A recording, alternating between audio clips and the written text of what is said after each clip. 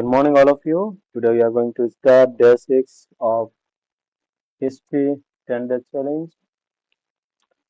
So today we are going to discuss about Indian National Movement, birth of Indian National Congress 1885 to 1905.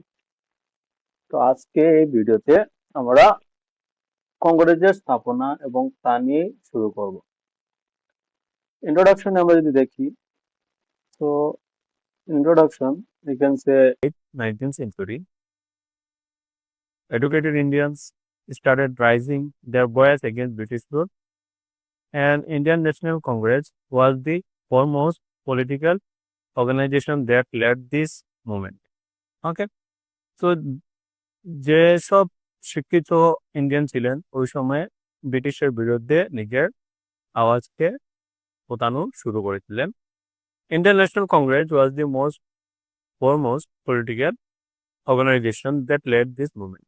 R Indian national Congress এই মুভমেন্টকে সরাসরি এবং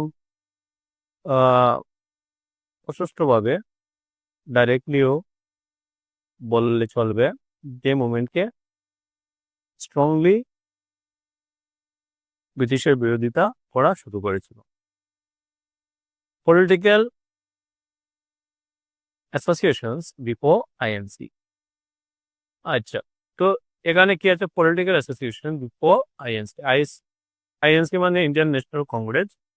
এর আগে political যেগুলা অ্যাসোসিয়েশন ছিল তা কি ছিল? তো 5টা আছে, 5 ধরনের আছে। যেমন East India association 1886 funded by Dadabhai Naoroji in London, Indian association 1876 founded by Surendranath Banerjee. 3. Bombay Presidency Association 1885 founded by Perojeshran Mehta, Kethi Telang. Madras Maharaja Sabha 1884 founded by M. Vijay Rangapachar. 0.5 Pune Sarvajanik Sabha. Okay, Pune Sarvajanik Sabha 1870 founded by M.G. Ranade. तो ये total 5 association थे जो before Indian national Congress के पहले form हुए थे to protest against the British. अब এখন কি formation of Indian national Congress কত সালে ফরমেট হয়েছিল? এটা Indian national Congress founded in the December 1885। তো 1885 ন্যাশনাল কংগ্রেসের জন্ম হয়েছিল এবং it provided the platform for the educated Indians to express their political ideas. তো এটা কি করেছিল? পলিটিক্যাল আইডিয়াস যেগুলো আছে, ঠিক আছে, platform for educated Indians to express their political ideas. Hume played the key role in its formation. Hume কে ছিলেন? একজন যিনি ইন্ডিয়ান ন্যাশনাল কংগ্রেসের স্থাপনা করেছিলেন। প্লেড এ কি রোল ইন ইটস ফরমেশন। ওকে, তো আমরা সবাই বলে যেতে পারি যে হোম কে ছিলেন?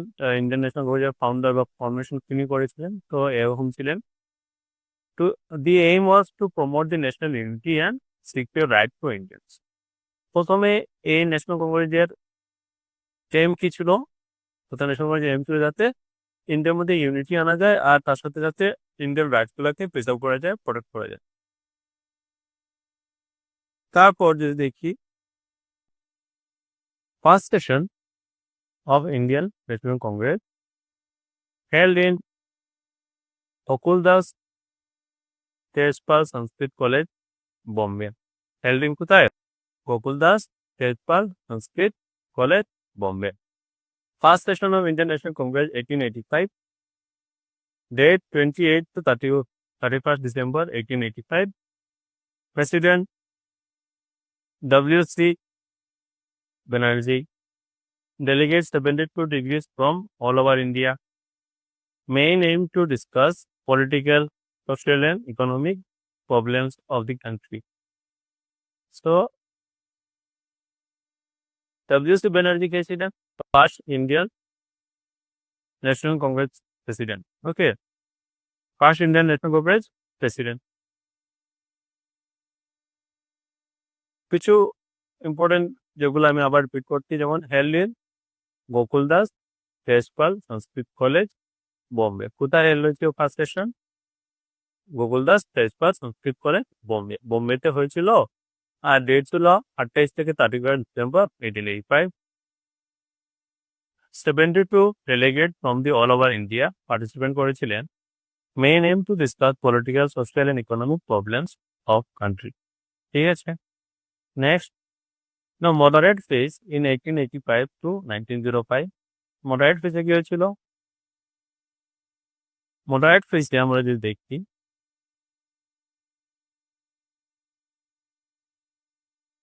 first 20 years INC were dominated by moderates. They believe in peaceful and method of constitutional agitation. Okay, তারা শান্তিময় পদ্ধতি দ্বারা কংগ্রেসকে চালানো এবং দেশের উন্নতিকতা ভেবেছিলেন। তো ইম্পর্টেন্ট মডারেট লিডার্স যেমন Dadabhai Naoroji, grand old man of India, যাকে grand old man of India নামেও জানা যায়। propounded the brain of wealth theory. ঠিক আছে, তো propounded the brain of wealth theory, এটা একটু ফেমাস আছে, দাদাভাই নওরোজির সঙ্গে জড়িত আছে। দেন ডিমান্ডেড স্বরাজ, এবং স্বরাজের ডিমান্ড শুরু করলেন। তারপর গোপাল কৃষ্ণ গোখলে, যাকে আমরা কি বলি, believe in gradual political reform, যিনি গ্রাজুয়াল পলিটিক্যাল রিফর্মে বিশ্বাস রাখতেন এবং founded servants of Indian society 1905। ঠিক আছে, তো তিনি the servants of Indian society 1905 আরেকটা ফাউন্ডেশন তিনি ফাউন্ড করেছিলেন বা তিনি শুরু করেছিলেন। Next, Surendranath Banerjee, founder of Indian Association, popularly known as Indian Orator. Indian Orator. Now, methods, policies of moderates. Believed in constitutional methods, faith in British justice and liberalism. Believed in constitutional methods, faith in British justice and liberalism. Prayer, petition and protest. Appeals to British Parliament and people. Use of press and public meetings. তো যিনি press and public মিটিংসে বা এই মেথডগুলোর মাধ্যমে আমরা political moderation যে ছিল ওই টাইমে, যে রাতে আরম্ভে যখন আমরা এই মডারেট পেজটা দেখেছি, তো সুরাট পেজ যে সময় ধীরে ধীরে ইন্ডিয়ান ন্যাশনাল কংগ্রেসকে চালানো শুরু করে হয়েছিল। বিলিভিং কনস্টিটিউশনাল মেথডকে বিশ্বাস রাখতেন। আর তারপর faith in British justice and liberation, তারা ব্রিটিশ জাস্টিসের উপরও কি বিশ্বাস রাখতেন। ঠিক আছে, next, prayer, petition and protest, তার মাধ্যম কি ছিল? প্রেয়ার দেওয়া, পিটিশন দেওয়া এবং প্রটেস্ট করা। Appeal to British parliament and people, British পার্লামেন্টকে আপিল করা and পিপলকেও আপিল করা। Use of press and public meetings, press এবং পাবলিক মিটিং এর মধ্যে অর্গানাইজ করা এবং তাদের এই মিটিং বা প্রেসের মধ্যে নিজের এজেন্ডাগুলি ধরিয়ে তোলা। Focus on political and social reform, তার মেইন উদ্দেশ্য কি ছিল? পলিটিক্যাল এন্ড সোশ্যাল রিফর্মগুলোকে আনতে। Now, what is drain of wealth theory? Drain of wealth theory মানে হলো প্রভান্ডেড পার্টির দ্বারা দাদাভাই নওরোজি পয়েন্ট কি ছিল? India's wealth is being drain to British তো ভেরিয়াস মিনস। ইন্ডিয়ান যে ওয়েলথ ছিল, সম্পত্তি ছিল, সবগুলি ব্রিটিশের কাছে যাইতেছিল। হাই স্যালারি অফ ব্রিটিশ অফিসিয়ালগুলির স্যালারি অত্যন্ত বেশি ছিল। Home charges pension interest on debt profit of British companies, এবং এইসব যেমন home charge, pension, interest on debt profit of British company, এই সবগুলা ব্রিটিশ কোম্পানির প্রফিট, এই সবগুলা মেইন সোর্স ছিল তাদের ইনকামের, এবং এটা বার্ডেন কি ইন্ডিয়ান ওয়েলথের উপরে পড়তে ছিল। রেজাল্ট কি প্রপার্টি অ্যান্ড ইকোনমিক রেকর্ডনেস অফ ইন্ডিয়া। এইসব কারণে ইন্ডিয়ার কি হয়েছিল, গরিবী, প্রপার্টি বা গরিব, ইন্ডিয়া ধীরে ধীরে গরিব হইতে শুরু হয়েছিল, এবং ইকোনমিক ব্যাকওয়ার্ডনেস, এবং ইকোনমিক ব্যাকওয়ার্ডনেস ঐতিহ্য আর্থিকভাবে ইন্ডিয়া পিছিয়ে যাওয়া শুরু হয়েছিল। কয়েকটা পয়েন্ট আছে, যে পয়েন্টগুলো আমরা ডিসকাস করব, যেমন achievements of moderate created political awareness among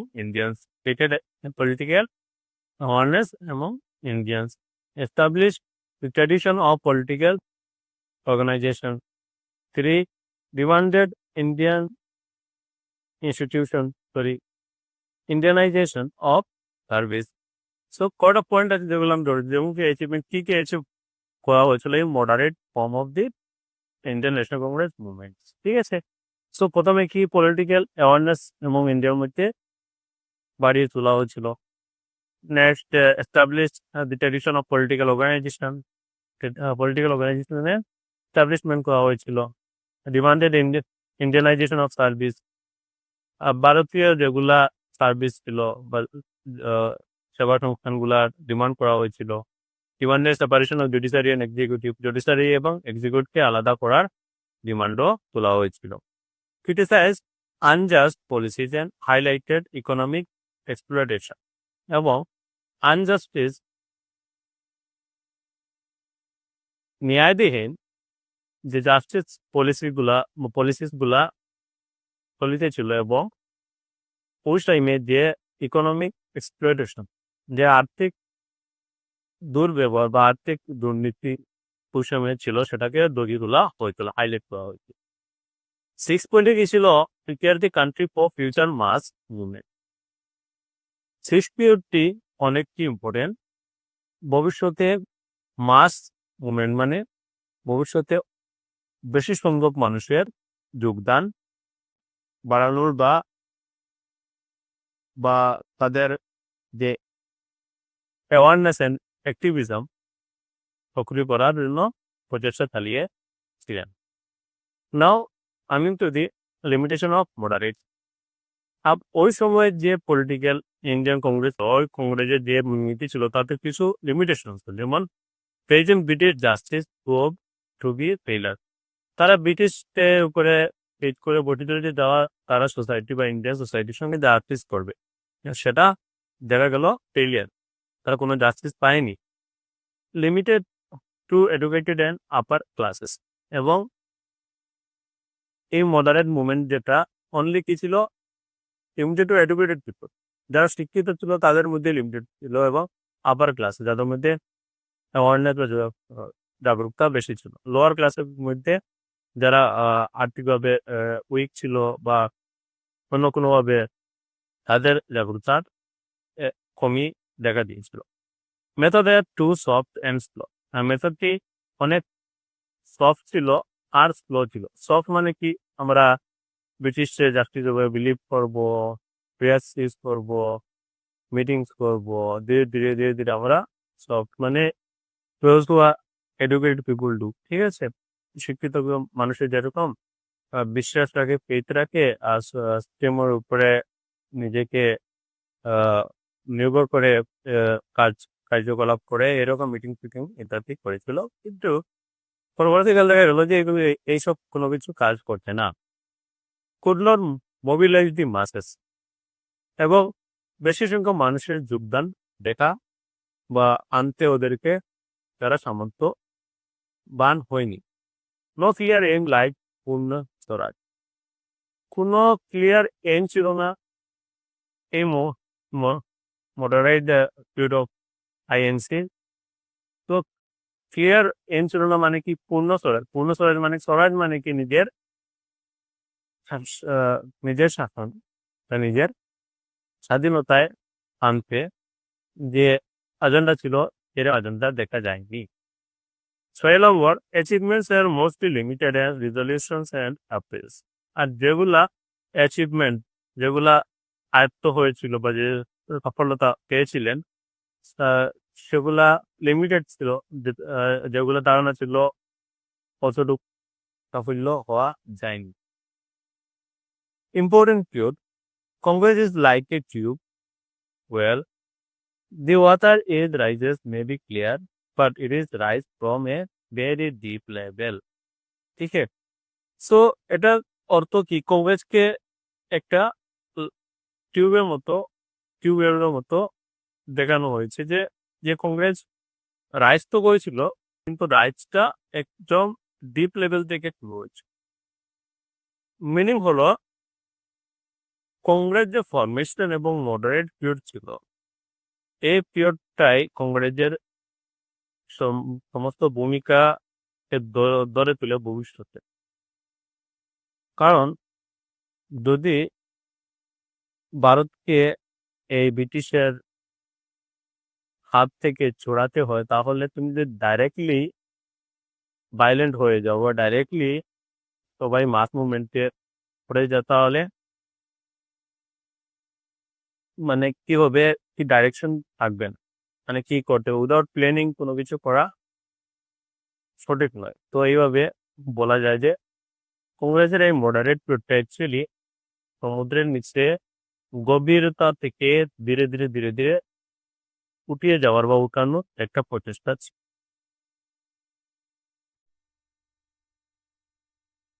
Coming back to the next topics.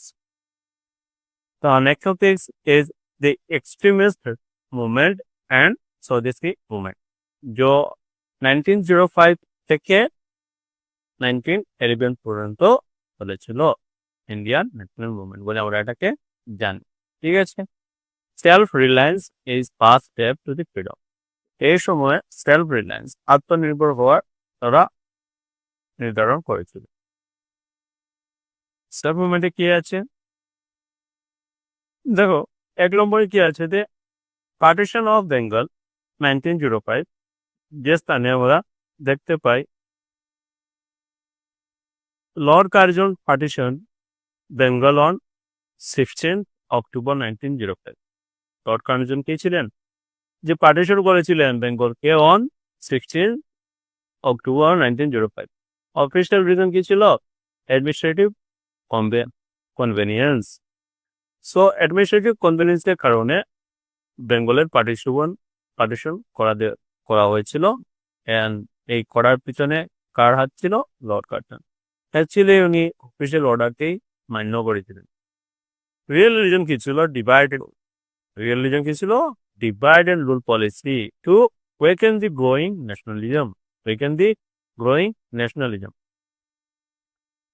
তো বেঙ্গলকে দুভাগে ভাগ করা হয়ে যায়, যেমন হিন্দু মেজরিটি আর Muslim majority, west Bengal and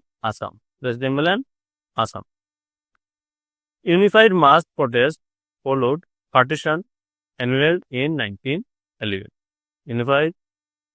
unified mass protest followed partition annual in 1911। So বেঙ্গলের জঙ্গল পার্টিশন কবে হয়েছিল, 16 অক্টোবর 1904। লর্ড কার্জন ছিলেন অ্যান্ড ডিভাইডেড রুল পলিসির প্রথম কার্যকরী বিহাইন্ড দি মাস। নাও স্বদেশী মুভমেন্ট শুরু হয়েছিল, যেমন launch in protest against partition of বেঙ্গলকে বিরোধিতা করার জন্য প্রথমে একটা প্রোটেস্ট শুরু হয়েছিল। এই to promote swadeshi use of Indian goods and atmashakti self reliance. So এই সময় থেকে কি হয়েছিল, স্বদেশী মুভমেন্ট আন্দোলন শুরু হয়েছিল। আর মেইন এজেন্ডা কি ছিল, ইউজ অফ ইন্ডিয়ান গুডস, ভারতীয় যেগুলা বস্তুগুলা আছে সেগুলাকে ব্যবহার করা এবং আত্মশক্তি সেলফ রিলায়েন্স গড়ে তোলা। মেইন ফিতে কি ছিল, boycott of foreign goods, promotion of Indian industries, use of indigenous goods, national education, public making, processing, bonfires of foreign clothes। যেগুলা কিছু পাবলিক মিটিং করা হয়েছিল, প্রসেসনগুলো স্থাপনা করা হয়েছিল এবং বনফায়ার এবং ফরেন কাপড়গুলাকে জানানো হয়েছিল, ফরেন কাপড় বিদেশি বস্তুবিলাক সবটিকে বয়কট করা হয়েছিল, যে বয়কট অফ ফরেন গুড। ঠিক আছে, promotion of Indian industries, use of indigenous goods, national education, encourage unity and national spirit, now boycott movement কি ছিল? Boycott of foreign goods was the main weapon of swadeshi movement. Boycott of foreign goods was the main movement of swadeshi movement. People gave up foreign clothes. যেমন sugar, salt, liquor, etc. Bonfires of the foreign clothes are organized. তারপর বনফায়ারগুলি যা সুন্দরভাবে organise করা হতো foreign গুডসকে জ্বালানোর জন্য। Swadeshi shops and indigenous industries were encourage. Swadeshi মানে ভারতীয় দোকানপাট ইত্যাদি এবং ইন্ডাস্ট্রিকে স্ট্রেনথেন করা এবং বাড়ানোর চেষ্টা ওই সময় চালানো হয়। তারা তখন ইন্ডিয়ান বুঝে নিয়েছিলেন যে ডিভাইড এন্ড রুল করে কি করা হয়েছিল, তখন ওরা সোজা হওয়া শুরু হয়েছিল। তো ডিভাইড এন্ড রুল পলিসি ওনারা বুঝে নিয়েছিল। Economic nationalism to strong roots. কিছু জুম করে দেখিতে হয়। তো point 4, national education movement. Government school and colleges were boycotted. Government school এবং কলেজগুলোকে গভর্নমেন্ট স্কুল বলতে ওই সময় গভর্নমেন্ট তো ব্রিটিশের ছিল, তো ব্রিটিশরা যেগুলো স্কুল কলেজ ছিল সেগুলোকে বয়কট করা শুরু হয়েছিল। National council of education was establish in Bengal 1906। তখন ইন্ডিয়ান ন্যাশনাল কাউন্সিল অফ এডুকেশনের স্থাপনা হয়েছিল, এনসিই। ঠিক আছে, এনসিই স্থাপনা হয়েছিল 1906-এ। ইনস্টিটিউশন বেঙ্গল ন্যাশনাল কলেজ বলে একটা কলেজের স্থাপনা হয়েছিল এবং ন্যাশনাল কাউন্সিল স্কুল বলে একটা স্কুলের স্থাপনা এবং অনেকটি আদার স্কুল কলেজেরও স্থাপনা করা হয়েছিল। Aim to provide education based on Indian culture, history and values. Indian culture, education এবং ভ্যালুস থেকে প্রাধান্য দেওয়া হয়েছিল আমাদের এই ন্যাশনাল কলেজ স্কুলগুলোতে। Promoted technical and scientific education.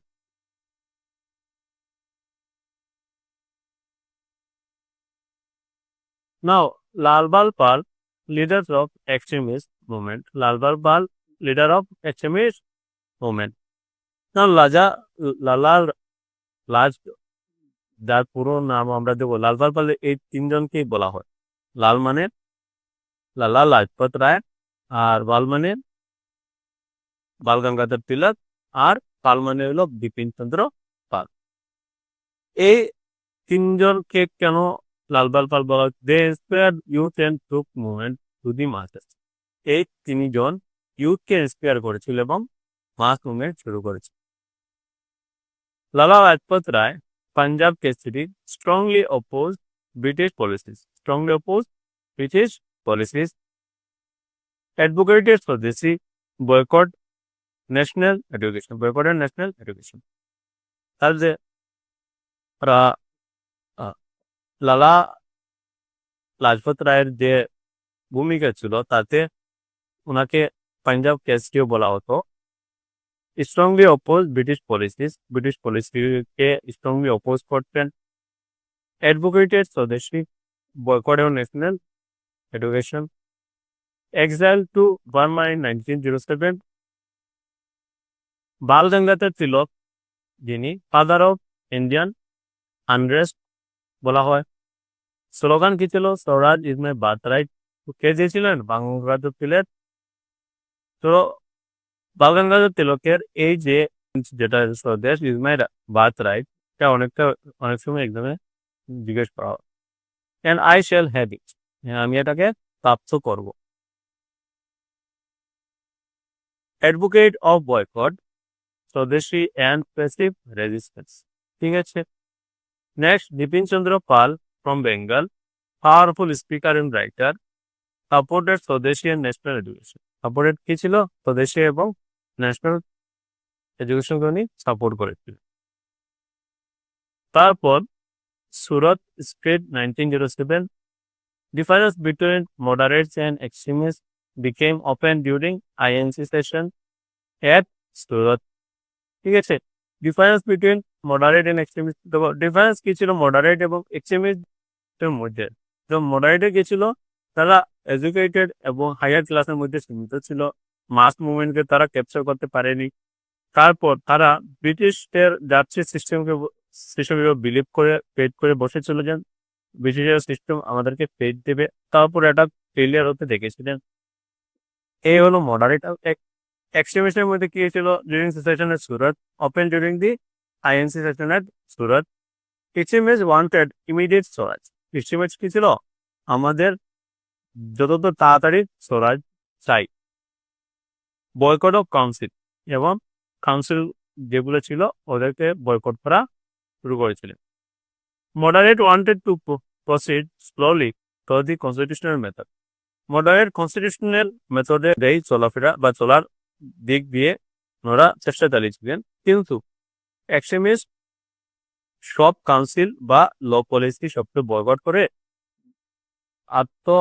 বা স্বনির্ভরশীল হওয়ার চেষ্টা চালিয়েছিলেন। মানে ডু অর ডাই, এসআইয়া বেসে উই ওয়ান্ট সেলফ স্বরাজ। ওকে, নিজের স্বরাজ লাগে আমাদের। Session broke down in December 1907। Session ভঙ্গ হয়েছিল 1907 এর মধ্যে। কংগ্রেস টু সেকশন, কংগ্রেসকে দুই ধরনের পার্টে ভাগ করা হয়েছে। কোন কোন পার্টে? আমরা বুঝতে পারি মডারেট এবং এক্সট্রিমিস্ট পার্টে। তো সেভেন পয়েন্টে কি দেবো? Revolutionary activities. তো এক্সট্রিমিস্ট ইন্সপায়ার্ড মেনি রিভলিউশনারিজ, যেমন সেক্রেট সোসাইটিজ ওয়ার ফর্ম। ধীরে ধীরে সেক্রেট সোসাইটি ফর্ম হওয়া শুরু হয়েছিল। Use of bomb, arms and violent methods. ঠিক আছে, so use bombs and violent methods, goal to overthrow British rule তো দি আর্ম রেভলিউশন। তো ব্রিটিশ রুল কি হয়েছিল? দেখো, এক্সট্রিমিস্ট পার্টি যা ছিল, দেখো কংগ্রেসকে দুবার ভাগ করা হয়েছিল, এক ছিল মডারেট এবং এক ছিল এক্সট্রিমিস্ট। মডারেটে কি ছিল? They believe in the constitution of British government and the rule and policy, এবং তারা এই সরকারি বা নীতির মধ্যে থেকে ইন্ডিয়াকে স্বরাজ দেওয়ার চেষ্টা করেছিল। এক্সট্রিমিস্ট পার্টি সব পলিসি, সব কাউন্সিলকে বয়কট করে বেশি মুভমেন্টকে স্টার্ট করেছিল এবং মাস মুভমেন্ট শুরু হয়েছিল। ঠিক আছে, মাস মুভমেন্ট শুরু হয়েছিল। এবার সেকেন্ড সোসাইটি ফর্ম হয়েছে, গুপ্ত সোসাইটি ফর্ম হয়েছিল। Use of bombs, arms and violent method. তারা বম, আর্ম এবং যে উগ্র প্রচেষ্টা শুরু করেছিল। গোল কি ছিল? To overthrow British rule through arm revolution. ঠিক আছে, তো ব্রিটিশ রুলের দ্বারা আর্ম রেভলিউশন শুরু হয়। Alipore bomb case, Alipore bomb case 1908। A bomb was thrown at magistrate Kingsford. ঠিক আছে, তো 1908 কি হয়েছিল? একটা বম্ব কেস হয়েছিল, যাকে আমরা এলিপোরে বম্ব কেস বলি। তো ম্যাজিস্ট্রেট যে ছিল, তার এখানে একটি বম্ব ফেলা হয়েছিল কারণে ইন মুজাফরপুর বাই ক্ষুদিরাম বসু। ক্ষুদিরাম বসু একটা বম্ব ম্যাজিস্ট্রেটে এখানে দিয়েছিলেন, এবং প্রফুল্লা চাকিও ছিল সাথে। Many revolutionaries including Aurobindo Ghosh were arrested in Alipore bomb case. ঠিক আছে, তো অরবিন্দকে কি করা হয়েছিল? অ্যারেস্ট করা হয়েছিল এই বম্ব কেসে কাণ্ডতে। Aurobindo was later acquitted. ঠিক আছে, পরবর্তীকালে ওকে অ্যাকুইটেড করা হয়েছিল। লাস্ট কয়েকটা পয়েন্ট আছে, যেমন হোম রুল মুভমেন্ট 1916 শুরু হয়েছে। হোম রুল মুভমেন্টের উদ্দেশ্য কি ছিল? Self government within the British empire, British এম্পায়ারের মধ্যে নিজে একটা গভর্নমেন্টের স্থাপনা করা, ঠিক আছে, তাকে হোম রুল নাম দেওয়া হচ্ছে। Started in April 1919, drew inspiration from Irish home rule movement. তখন ইরিশের যে হোম রুল মুভমেন্ট ছিল তা থেকে কি হয়েছিল, একটা ইন্সপিরেশন নেওয়া হয়েছিল যে ওরা যেরকম হোম রুল মুভমেন্টকে আপনা করেছিলেন এরকম আমরাও করব। টু লিগস এর ফর্ম, দু ধরনের লিগসে ফর্ম করা হয়েছিল। Played an important role in uniting people, ঠিক আছে। Next 10, Annie Besant. এনি বাসন্তের রোল কি ছিল, Irish by birth came to India. Annie Besant একজন ইরিশ সিটিজেন ছিলেন এবং উনি ভারতে এসেছিলেন। Great theosophist, orator and social reformer. তিনি থিওসফিস্ট ছিলেন, অরেটারও ছিলেন এবং সোশ্যাল রিফর্মারও ছিলেন। প্রেসিডেন্ট অফ হোম রুল, তিনি হোম রুলের প্রেসিডেন্ট হিসাবে নিজের দায়িত্ব বহন করেছিলেন।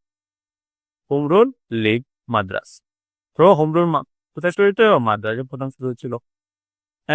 অ্যানিবেসন ব্রিটিশ ইরিশের একজন সিটিজেন ছিলেন। Publish newspaper new India, একের উপর স্থাপনা করেছিলেন, নাম ছিল নিউজ পেপারের new India. Intern by British in 1917, intern by British in 1917, release due to public pressure, due to কি public pressure. Now Tilak's contribution, Tilak's contribution কি, popularized Ganapati and Shivaji festival, popularized Ganapati and Shivaji festival for political awakening, political জাগ্রত বা জাগরণ শুরু করার জন্য তিলকের কন্ট্রিবিউশনকে আমরা দেখবো। যে পপুলারাইজ গণপতি এন্ড শিবাজি ফেস্টিভ্যাল, গণপতি এন্ড শিবাজি ফেস্টিভ্যাল ফর পলিটিক্যাল, গণপতি এবং শিবাজি ফেস্টিভ্যালকে অর্গানাইজ করা হয়েছে যাতে পলিটিক্যাল অ্যাওয়েকেনিং, পলিটিক্যাল জাগরণকে শুরু করা যায়, মানে এর মাধ্যমে। যে নিউজ পেপার কেসরি মারাঠি ভাষায় ছিল এবং মারাত্তা মিন্স নিউজ পেপার দুটির মধ্যে একটি ছিল কেসরি মারাঠি ভাষা আর দু নম্বর ছিল মারাত্তা ইন ইংলিশ, ঠিক আছে। লেট দ্য এক্সট্রিমিস্ট মুভমেন্ট, এবং এটা এক্সট্রিমিস্ট মুভমেন্ট দ্বারা চালিত করা হয়েছিল। আফটার রিলিজ ফ্রম জেল 1914, থেকে বেরোনোর পর 1914-এ হি সাপোর্টেড হোম রুল মুভমেন্ট, তিনি হোম রুল মুভমেন্টে যোগদান করেছিলেন। তো তিলকস কন্ট্রিবিউশন, ঠিক আছে। তো এটাও অনেকটি important topic. Importance of extremist and Swadeshi movement. Took the movement to the masses. Took the movement to the masses. Encourage self-reliance and national spirit. Encourage self-reliance and national spirit. Laid the foundation of future mass movement. Developed revolutionary spirit among youth. Paved the way for home rule and Gandhian era. Paved the way for home rule and Gandhian era. ঠিক আছে। Coming to next topic. So next topic কি হবে, next topic কি হলো Indian national movement 1909 to 1990। So 1909 থেকে 1990-এর মধ্যে যা যা হয়েছে সেটা নিয়ে আমরা ডিসকাস করব। So future depends on what we do in the present, ঠিক আছে। ফিউচার কোন জিনিসের উপর ডিপেন্ড করে, যেটা আমরা বর্তমানে আছি সেটা হচ্ছে আমাদের ভবিষ্যৎ নির্ভর করে। তো বর্তমানে কারিকুলাম ভবিষ্যতের দেশটিকে গড়ে তোলে। যদি ভালো না হও তো ভবিষ্যতে ভালো বা বেহতরিন হওয়ার চান্স নেই। ওকে, তো প্রথম পয়েন্ট আমরা জানবো যে মর্লি-মিন্টো রিফর্মস, যেটা আমরা পলিটিক্সেও পড়েছিলাম। মর্লি-মিন্টো রিফর্ম কি হয়েছিল, introduce by John Morley and Lord Minto, দুজনে মিলে ইন্ডিয়ান কাউন্সিল অ্যাক্ট 1909 একটি কাউন্সিলের অ্যাক্ট তুলে ধরেছিলেন, যেটায় সেপারেট ইলেক্টোরেট হবে for Muslim and and increase Indian representation in council. কেন ইন্ডিয়ান মানুষের মধ্যে একটু পার্টিসিপেশন টু দি গভর্নমেন্ট দেখানোর জন্য ওনারা ইন্ডিয়ান কাউন্সিল অ্যাক্ট 1909 স্থাপনা করেছিলেন, যাতে মুসলিমদেরকে সেপারেট ইলেক্টোরেট দেওয়া যায়। Indirectly divide and rule policy, indirectly divide and rule policy.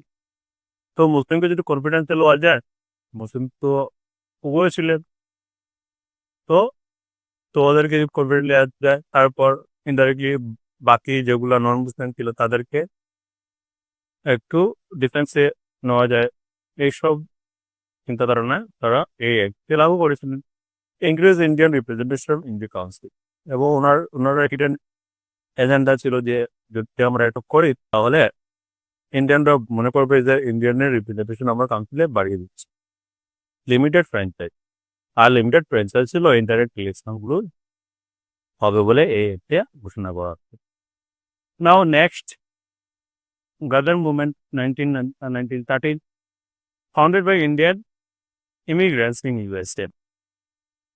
Indian immigrant যারা ছিল ইন ইউএসএ, তখন তারা কিছু করেছিল, এই মুভমেন্টের স্থাপনা করেছিল বা এই মুভমেন্ট চালিয়েছিল।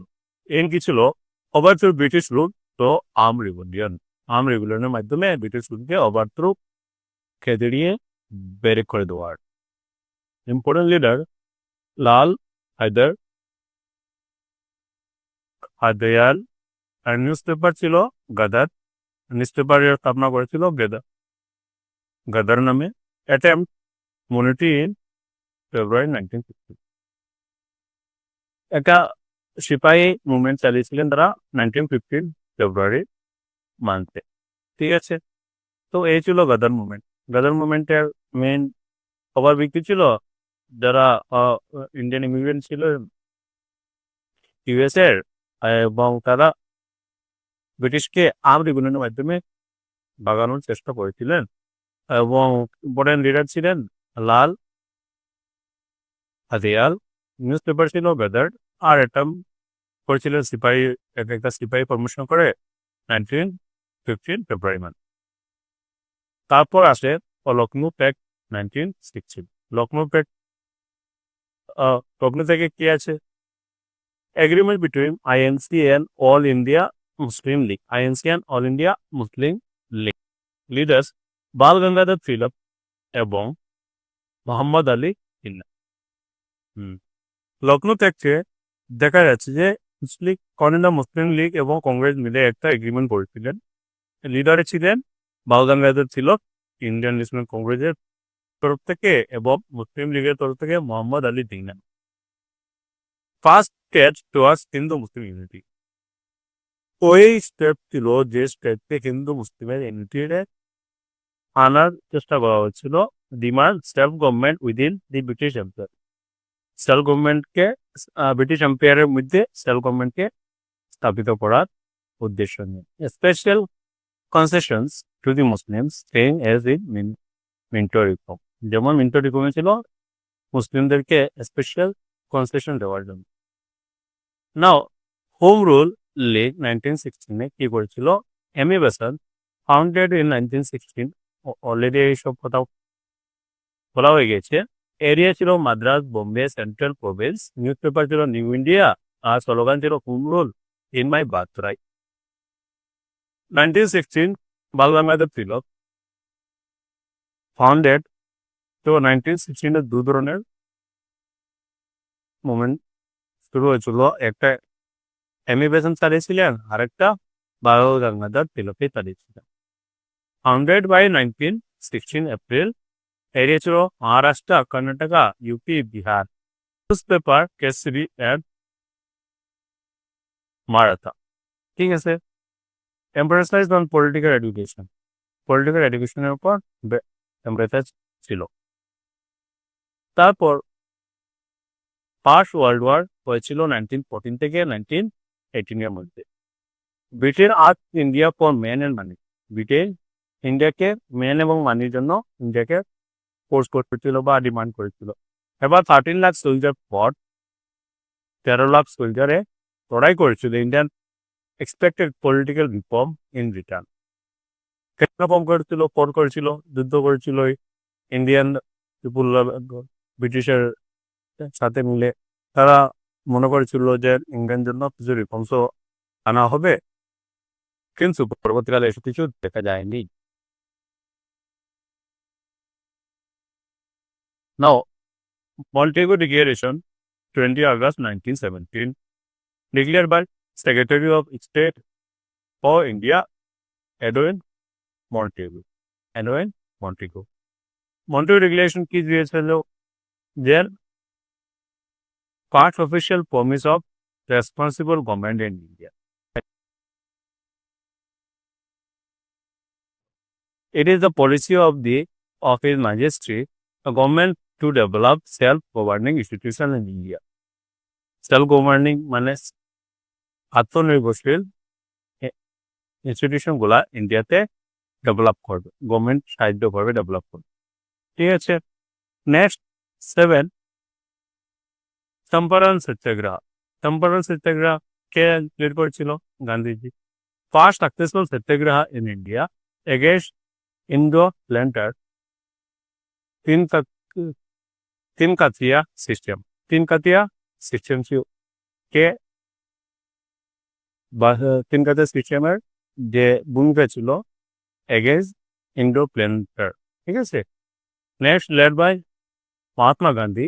Result tinkathia system abolish, এবং ফলে কি হলো? তিন কাতিয়া সিস্টেম অ্যাবলিশ হয়ে যায়। নেক্সট কেদা সত্যাগ্রহ 1918। কোটা 1970 কি ছিল? চম্পারণ সত্যাগ্রহ, তারপর কেদা সত্যাগ্রহ 1 বছর পরে।